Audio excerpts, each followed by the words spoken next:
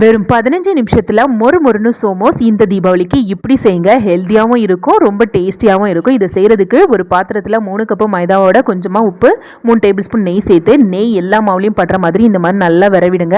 விரவுனதுக்கு அப்புறமா மாவை பிடிச்சு பார்த்தீங்கன்னா பிடிக்க வரணும். இந்த பக்குவத்துக்கு விரவுனதுக்கு அப்புறமா இதோட கொஞ்சம் கொஞ்சமாக தண்ணி சேர்த்துட்டு மாவு அழகாக ஒன்று சேர விரவிக்கோங்க. சப்பாத்திக்கு பிசைகிறத விட கொஞ்சம் டைட்டாக இருக்கிற மாதிரி பிசைஞ்சு எடுத்துக்கோங்க. மாவு நல்லா சாஃப்ட் ஆகிறதுக்காக இது மாதிரி இடிக்கல் வச்சு நல்லா குத்தி விட்டு பிசைஞ்சு எடுங்க.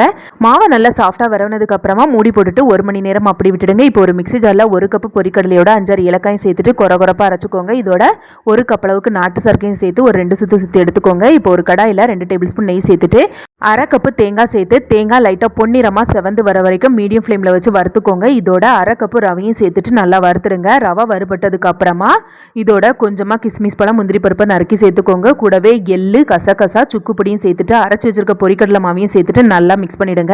இப்போ பூரணம் ரெடி. இனி 1 மணி நேரத்துக்கு அப்புறமா விரவி வச்சிருக்க மாவை 2 பகுதியாக பிரிச்சுட்டு தரையில் கொஞ்சமாக மைதா மாவு தூவிட்டு ஒரு உருண்டை மாவை வச்சுட்டு எவ்வளோக்கு முடியுமோ அவ்வளோக்கு நல்லா ஒல்லியாக விரிச்சுக்கோங்க. இனி ஷார்ப்பாக எட்ஜ் இருக்கிற டிஃபன் பாக்ஸ் வச்சு இந்த மாதிரி ரவுண்டாக கட் பண்ணிக்கோங்க. இந்த மாதிரி கட் பண்ணும்போது வேலை சீக்கிரமாகவே முடிஞ்சிடும். இப்போ ஒரு உருண்டையில் மட்டும் லைட்டாக சுற்றி தண்ணியை தொட்டுட்டு நடுவில் பூரணத்தை வச்சுட்டு இந்த மாதிரி ஒட்டி விட்டுடுங்க. விரலால் அமுத்தி விட்டுட்டு ஃபோர்க் வச்சு இந்த மாதிரி டிசைன் பண்ணுங்கள். இதுக்கு அச்சே தேவையில்லை, அச்சில் செஞ்சது மாதிரியே இருக்கும். எடுக்க வரலன்னா இது மாதிரி சட்டாப்பை வச்சு எடுத்துக்கோங்க. இப்போ ஒரு தட்டில் கொஞ்சமாக மைதா மாவு தூவிட்டு எல்லாத்தையுமே ரெடி பண்ணி வச்சுக்கோங்க. இப்போ ஒரு கடாயில் கொஞ்சமாக எண்ணெய் சேர்த்து எண்ணெய் நல்லா சூடாக்கிட்டு எண்ணெய் சூடானதும் லோ டு மீடியம் ஃப்ளேமுக்கு மாற்றிட்டு இது மாதிரி ஒன்றா சேர்த்துக்கோங்க. கடாயில் எத்தனை வரைக்கும் சேர்த்துக்க முடியுமோ சேர்த்துட்டு இடையிடையாக பரட்டி போடுங்க.